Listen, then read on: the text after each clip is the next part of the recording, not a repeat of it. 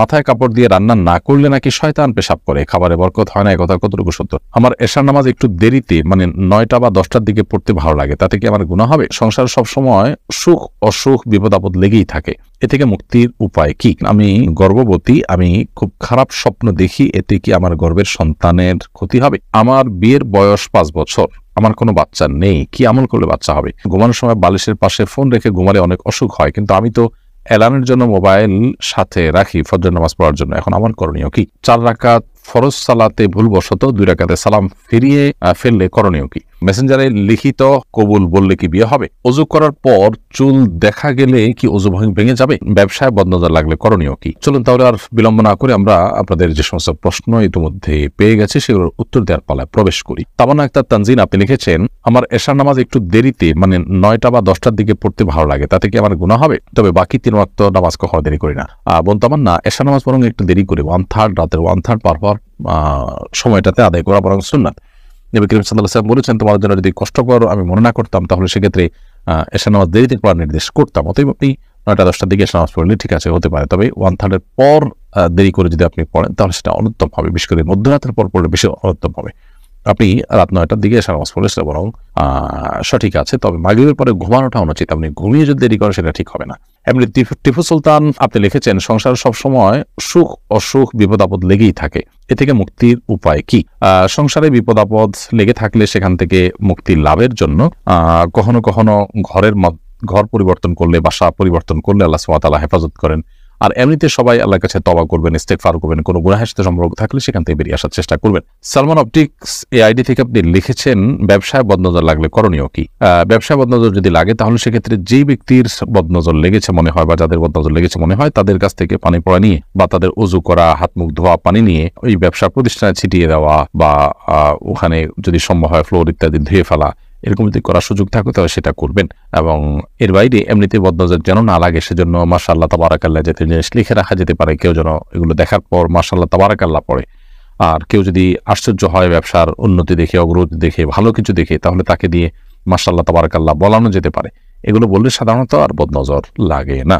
মাহিয়া আপনি লিখেছেন, ওযু করার পর চুল দেখা গেলে কি ওযু ভেঙে যাবে? ওযু করার পর যদি চুল দেখা যায় তাতে ওযু ভঙ্গ হবে না, কারণ আসলে ওযু ভঙ্গের সাথে চুল দেখা যাওয়ার না যাওয়ার কোনো সম্পর্ক নেই। ওযু ভঙ্গের সাথে মূলত অপবিত্র হওয়ার সম্পর্ক রয়েছে, অর্থাৎ যদি কেউ ওযু করার পর তার পবিত্রতা নষ্ট হয়, সেটা পেশাব পায়খানা করার মাধ্যমে হতে পারে, কিংবা বায়ুত্যাগ করার মাধ্যমে হতে পারে, ঘুমের মাধ্যমে বায়ুত্যাগের সম্ভাবনা তৈরি হয় তার মাধ্যমে হতে পারে, রক্ত ইত্যাদি বের হওয়ার মাধ্যমে হতে পারে।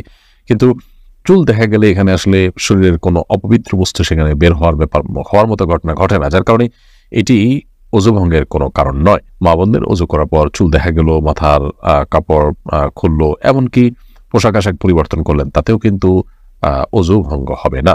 আনয়েড এআইডি থেকে আপনি লিখেছেন, আমি গর্ভবতী, আমি খুব খারাপ স্বপ্ন দেখি, এতে কি আমার গর্ভের সন্তানের ক্ষতি হবে?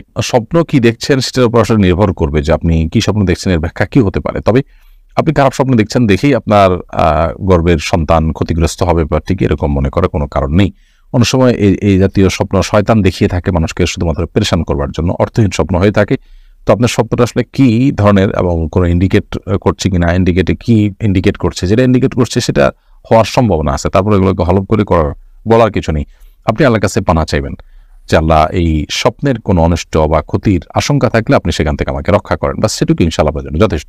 আহমদ জুবাইর আপনি লিখেছেন, আমি বড় কোনো সূরা পারি না, যদি মোবাইলের মাধ্যমে সূরা শুনি তাহলে কি পরিপূর্ণ সওয়াব পাওয়া যাবে?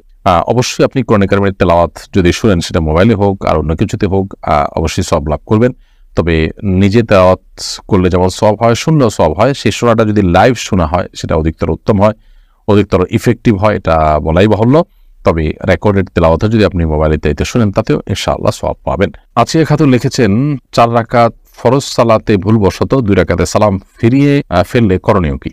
4 রাকাত ফরজ সালাতের দ্বিতীয় রাকাতে যদি আপনি সালাম ফিরিয়ে ফেলেন, যদি মনে পড়ে যে আমি ফরজ সালাতে আছি, জোহরে আছি, আসরে আছি, কিংবা এশায় আছি, 4 রাকাত বিশিষ্ট, অথচ আমি দ্বিতীয় রাকাতকে চতুর্থ রাকাত মনে করে সালাম ফিরিয়ে ফেলেছি বা শেষ রাকাত মনে করে সালাম ফিরিয়ে ফেলেছি, তাহলে সাথে সাথে উঠে যেতে হবে। সালাম ফিরিয়ে ফেলেছেন, তৎক্ষণাৎ মনে পড়েছে, আপনি উঠে যাবেন, উঠে আদ্দুল কাছে সালাত আদায় করে তারপরে আপনি সেজদায় তারপরে শেষে সেজদা সাহু দিবেন। আর যদি সালাম ফিরিয়ে ফেলার পর আপনি কথাবার্তা বলা শুরু করেছেন বা উঠাউঠি হাঁটাহাঁটি করে ফেলেছেন, তারপরে মনে পড়ে, তাহলে আপনাকে ওই সালাতটি নতুন করে আদায় করতে হবে। আপনি শহীদ রান লিখেছেন, মেসেঞ্জারে লিখিত কবুল বললে কি বিয়ে হবে? না, মেসেঞ্জারে কেউ প্রস্তাব পাঠালো আর একজন কবুল বললে বিয়ে হবে না, বরং ফিজিক্যালি উপস্থিত থেকে প্রস্তাব এবং সম্মতি থাকতে হবে, তারপর বিয়ে সম্পাদন হবে। তাহিদের তানু আপনি লিখেছেন, আমার বিয়ের বয়স 5 বছর, আমার কোনো বাচ্চা নেই, কি আমল করলে বাচ্চা হবে?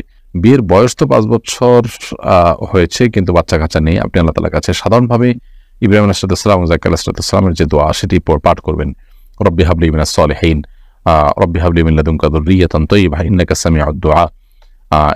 এই জাতীয় দোয়া যেগুলো আল্লাহ তাআলার কাছে যেগুলোর মাধ্যমে নিবেদন করে ইব্রাহিম আলাইহিস সালাম এবং আল্লাহ নবী যাকারিয়া আলাইহিস সালাম এবং ইব্রাহিম আলাইহিস সালাম তারা উভয়ে আল্লাহর কাছে সন্তান লাভ করেছেন, ঠিক একইভাবে আপনি আল্লাহ সুবহানাহু ওয়া তাআলার কাছে এই সমস্ত দোয়ার মাধ্যমে সন্তান লাভ করার জন্য চেষ্টা করতে পারেন। এর বাইরে একটা জিনিস আমাদের মাথায় রাখতে হবে যে আল্লাহ রাব্বুল আলামিন কাউকে যখন সন্তান দেন না, তখন এটা তার জন্য আল্লাহর তরফ থেকে একটা পরীক্ষা। তিনি এই পরীক্ষা উত্তীর্ণ হওয়ার জন্য আপ্রাণ চেষ্টা করবেন এবং সচেষ্ট থাকবেন যে তিনি আল্লাহ সুবহানাহু ওয়া তাআলার ফয়সালাকে মেনে নেবেন। সন্তান এমন ভাবে হলো যে সন্তান আসলে আমার কাঙ্ক্ষিত না বা কাম্য না, তাহলে সেটা আমাদের কারোর কাছে সেটা ভালো লাগার কথা নয়। তো সেই জায়গা থেকে আমাদের একজন মুসলিম হিসাবে সবসময় আমাদের সচেষ্ট থাকতে হবে যে আল্লাহ সুবহানাহু ওয়া তাআলার ফয়সালা আমরা সন্তুষ্ট হব।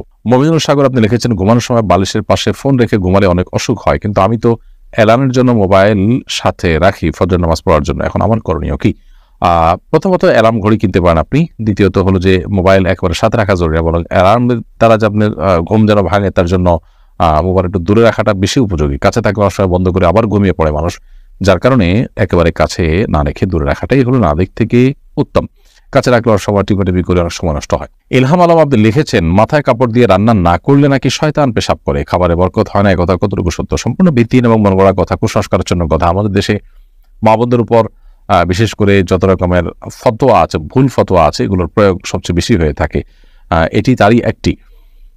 রান্না করার সাথে মাথায় কাপড় দেওয়া আসলে কোনো সম্পর্ক নেই। আপনি হালাল খাবার রান্না করছেন আপনার ঘরোয়া পরিবেশে, সেখানে আপনার মাহরামরাই আছেন, শুধুমাত্র গায়ে মাহরাম কেউ নাই, তাহলে সেক্ষেত্রে মাথায় কাপড় দিয়ে রান্না করতে হবে, এটা মোটেই জরুরি কোনো কাজ নয়। এমনকি ঘরোয়া কাজ, গৃহস্থলী কাজ করার সময় মাথায় কাপড় দিয়েই থাকতে হবে মহিলাদের, এমন কোনো বাধ্যবাধকতা নেই। এগুলো একেবারেই আমাদের মন গড়া কথা। মারুফ খান লিখেছেন, আমি মজা করে এক জ্যোতিষীর কাছে হাত দেখাই, জ্যোতিষীর কথা আমার মনে তৎক্ষণাৎ কিছু প্রভাব ফেলে, এদিকে আমার ঈমান চলে গেছে।